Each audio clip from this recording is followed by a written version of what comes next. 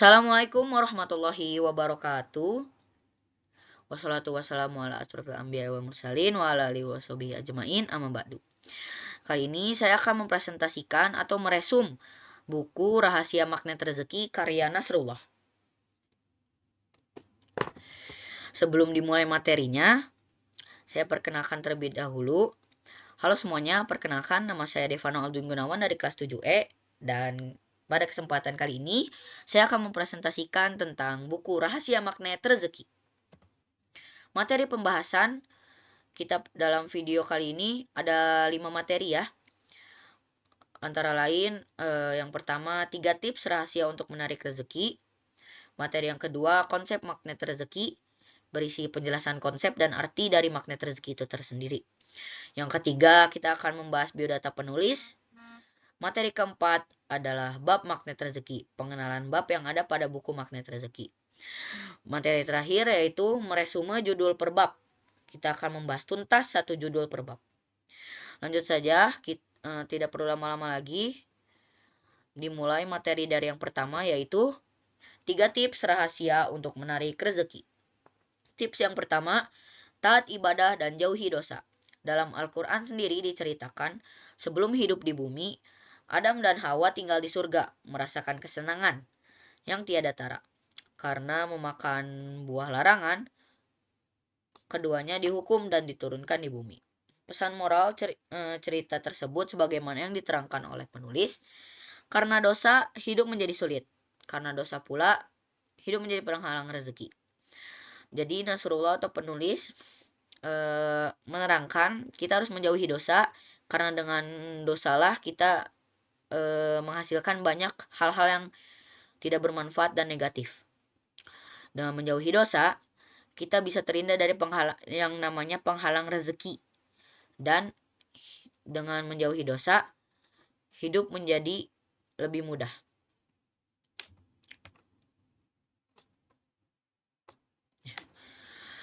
Tips yang kedua yaitu penguasaan pikiran, perasaan, dan spiritual. Kunci rahasia magnet rezeki ada pada penguasaan atas 3 hal pokok yang menentukan, yaitu pikiran, perasaan, dan spiritual.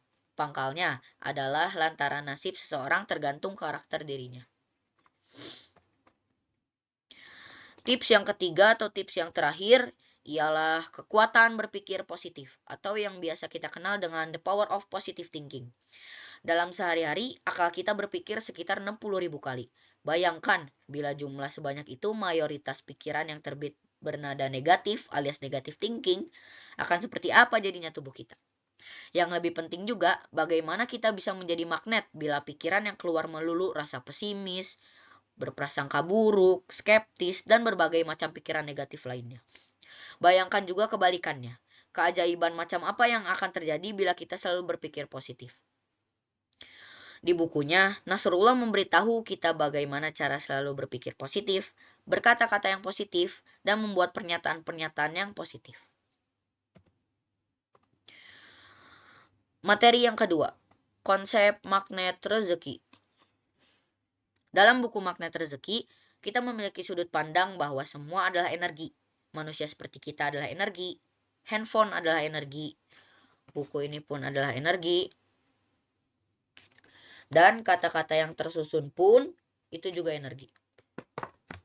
Energi baik akan bertemu dengan energi yang baik. Jika di dalam diri ada energi tidak baik, energi baik dari luar tidak akan mendekat. Rezeki adalah salah satu energi yang baik. Keluhan, iri hati, dengki dan sombong adalah energi yang tidak baik. Energi seperti itulah yang akhirnya membuat rezeki tak kunjung datang. Cara untuk mendatangkan rezeki itu sederhana, yaitu dengan menciptakan energi baik di dalam diri. Jika di dalam jati diri kita ada energi baik, maka rezeki akan datang dengan sendirinya. Ini adalah penulis dari Rahasia Magnet Rezeki, yaitu Bapak Nasrullah. Ia adalah orang yang memberikan banyak manfaat bagi seluruh orang. Nasrullah lahir di Jakarta 3 April 1978. Ayah dan ibunya yang lulusan IAIN Parepare sangat mewarnai kehidupan agama Islamnya sejak kecil. Tilawah Al-Quran diajarkan langsung oleh sang ibu, yaitu Haji Siti Rahmah yang memiliki 9 anak. Semua anaknya belajar agama di bawah asuhannya, sementara ajaran wira swasta muslim didapatkan dari sang ayah, Haji Najamuddin, yang berprofesi sebagai saudagar Bugis yang merantau ke Jakarta.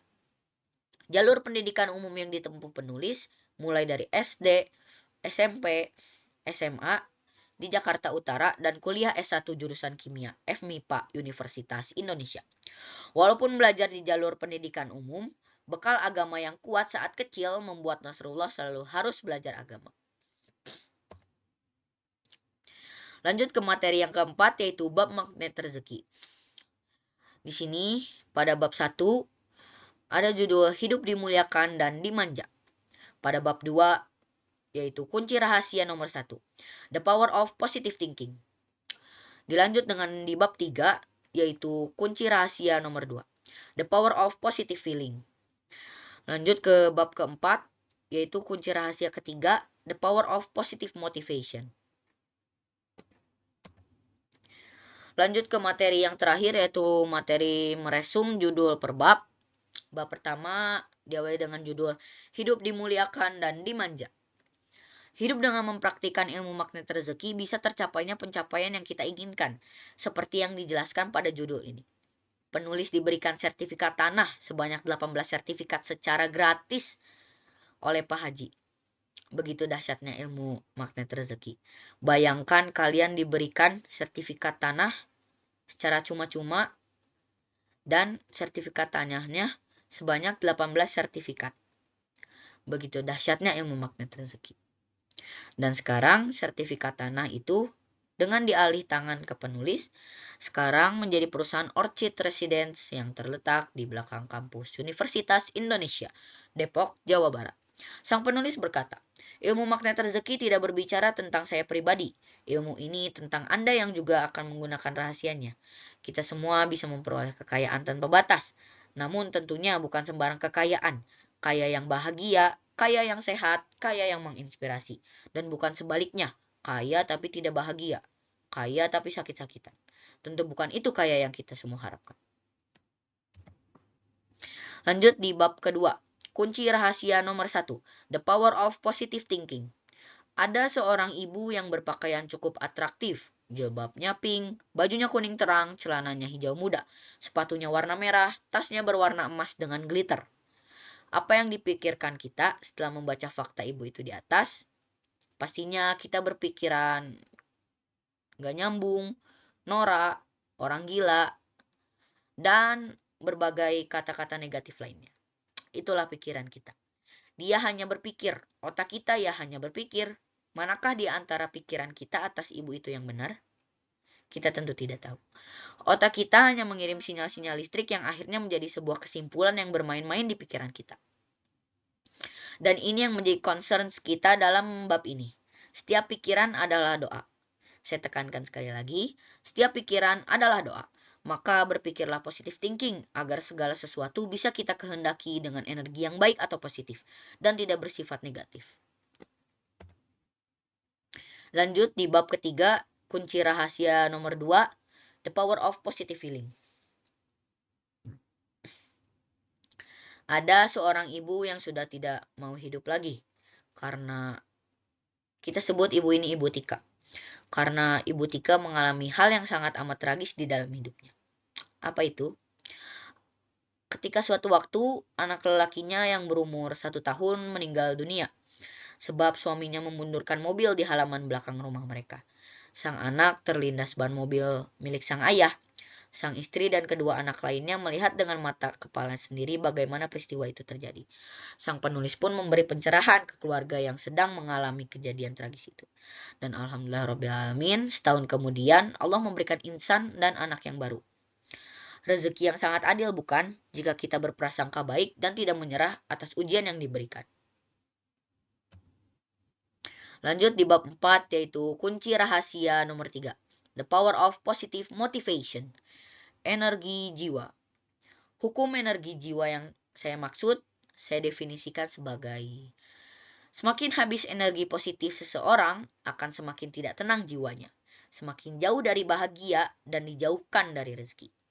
Kesimpulannya, motivasi yang positif adalah alat ampuh yang dapat membantu Anda mencapai tujuan karir Anda. Dengan memupuk pola pikir positif, Anda semua dapat membangun ketahanan, meningkatkan produktivitas, dan meningkatkan kesejahteraan Anda secara keseluruhan.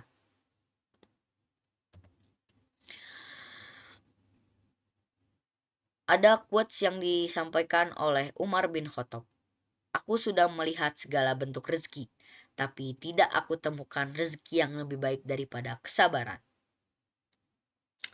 Yang dimana pernyataan Umar bin Khattab yaitu sebaik-baiknya rezeki yaitu kesabaran. Kita diharuskan sabar dari segala aspek, dari mulai diberikan ujian dari Allah. Kita harus sabar karena sabar adalah sebaik-baiknya rezeki. Alhamdulillahirrabbilalamin, telah usai video materi pembahasan Rahasia Magnet Rezeki karya Nasrullah dan meresum bukunya.